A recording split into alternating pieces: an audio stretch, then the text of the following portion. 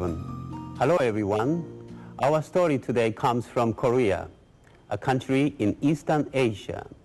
In today's story about the blind man's daughter, you will notice that the girl's name is Shim Chung. Chung is her first name, like Jenny or Maria or Susie. And Shim is her family name. As in many Asian cultures, the family name is set first. So, if your name is John Smith in Korea, you would be called Smith John. Listen now to the tale of the blind man's daughter.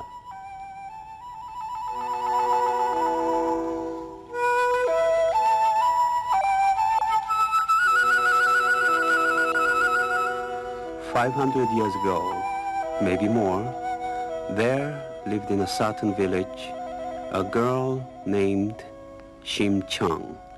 Her mother had died long ago, and now her father was going blind. Shim Chung was very beautiful. Her face was smooth and white. Her hair was shiny and black. She was very good and honest, and she had never been sick. It was as if nothing could harm her. She guided her father when he had to work. But his blindness kept him from work, and little by little, all they owned had to be sold to keep them alive. The old man Shim became a beggar. He felt ashamed that his daughter had to go with him to beg for coins. One day, he went out alone. He tripped and fell into a ditch. He tried to climb out, but he couldn't. Then a strong hand reached out and lifted him up, and a voice spoke to him. "Give me 300 bags of rice for the temple, old man, and in time you shall have your eyes once again." It was the voice of a priest from the temple, and the old man's heart filled with hope. That evening, he told his daughter what had happened. But as he told her, his hope went away, and he got very, very sad. Aigo, there is no way for beggars like us to get so much rice." That night, as Shim Chung drifted off to sleep, she sighed, What to do? "Do as I say," someone answered. In a dream, her dead mother told her how to get the rice and help her father see again. The next morning, Shim Chung awoke early. She dressed in a long gray gown and a big hat. Then she walked to the house of a very rich merchant. Now, this merchant owned many, many boats that brought rice to faraway China. But there was a river dragon who would not let the boats go through. He would spit water and lash the waves with his tail. It was too dangerous for boats to sail. "What must I give you? What must I do so my boats may go through?" said the merchant to the dragon. "You must bring me a beautiful girl," the dragon answered. And so the merchant spread the news far and wide. He would offer 300 bags of rice to the girl who would give herself to the dragon. Shim Chung told the merchant that she wished to offer herself to the dragon. "You do not deserve to die. You are a good daughter, and you are dutiful to your father." But there was no other way for Shim Chung to get the rice, so the bargain was made. The next day, Shim Chung watched the horses carry the bags of rice to the priest's temple. Then she bowed before the tomb of her mother and prayed, Oh, heavenly spirits, care for my father until he is cured. And she spoke to her neighbors. Oh, kind neighbors, care for my father until he is cured. Then she set forth to keep her part of the bargain. She wore a beautiful gown of green and red with jewels and golden ribbons in her hair. Her beauty shone brighter than the sun in the eastern sky. Soon they came to the place in the river where the dragon lashed his huge tail. It was time to sacrifice Shim-Chung to the dragon. The merchant wanted to save her. Oh, river dragon, do not take this girl. But the river dragon demanded the beautiful girl. So Shim-Chung said goodbye to the merchant. She closed her eyes and jumped off the side of the boat and disappeared into the water. Instantly, the river became calm and quiet like a garden pool. Shim-Chung floated through the water, pearls flashed before her eyes, big rainbow-colored fish danced by, and sea plants tickled her nose as she brushed past them. At last, she arrived at the palace of the dragon. Kind sir, I am the daughter of the blind beggar, Shim. I am not worthy to come before one so important as you. The river dragon spoke. A message has come to us from Hananim, the emperor of heaven and earth. You shall be rewarded for your goodness to your blind father. Then sea maidens dressed Shim-Chung in the finest clothes. They gave her the softest sleeping mats and the richest food. In this life of comfort and ease, Shim-Chung grew more beautiful than ever.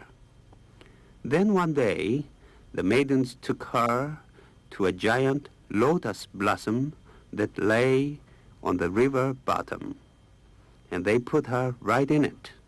It was so large that it covered her completely. Goodbye, Shim-Chung, said the river dragon. Goodbye, Shim-Chung answered back. And soon she felt herself rising like a bubble up through the water. When she reached the top, she was floating next to the boat of the rice merchant. But the rice merchant did not see her. All he saw was the blossom. Never in heaven or on earth was there such a lotus flower as this, said the merchant.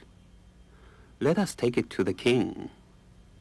The merchant presented the flower to the king. The king was delighted. No one else in all the world had such a blossom. Every day he admired it floating in the garden pool. All day long, Shim-Chung hid inside the giant flower. Then one night, as she ventured out of the blossom, the king discovered her. She ran to hide, but the blossom had disappeared. The king looked at her. Can this be a spirit? She is so beautiful. He called his wise men. On the day the lotus flower was brought to the king, a bright new star had appeared in the sky. That's a good sign. And so he made Shim-Chung his wife. Shim-Chung was happy in her life as a queen, but some days she would think of her poor father. Here I have all I want, but my poor father's eyes are closed to the world. One day, the king saw her weeping. Aigo, my husband, Shim-Chung said to the king, I have had a dream about a blind man. It makes me cry. I should like to do something for all the blind people in the kingdom. So a message was sent to all the blind beggars of the kingdom to invite them to a feast in the king's courtyard. 1 day, 2 days, and 3 days passed. Beggars came from far and near to eat rice and kimchi. Queen Chang watched every day, hoping the next person would be her father. The end of the feast came, and still no father. Then one day, there was a noise in the courtyard. A latecomer was being pushed about by the servants. "Father, father, it is my dear father. Let him stay." She ordered her servants to dress him in new clothing and bring him to her chamber. "What wonder is this?" said the old man Shim, when he heard his daughter's voice. "Do apricots bloom in the snow? Do horses have horns? Do the dead men come to life?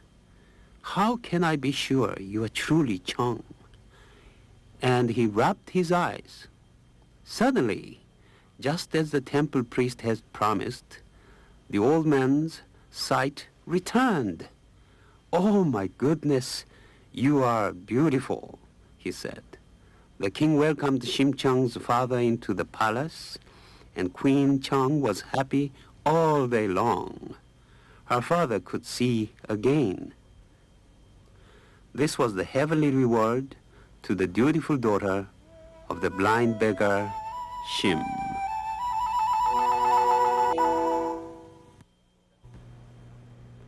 The story of the blind man's daughter, Shim Chang, is just one of the many folk tales from Korea.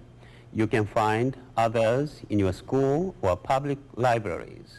Stories such as The Man Who Lived 1,000 Years and A Korean Cinderella, Kongji Patji. Read and enjoy the folk tales from Korea and from all over the world. Share a story with a friend so our tales will never end.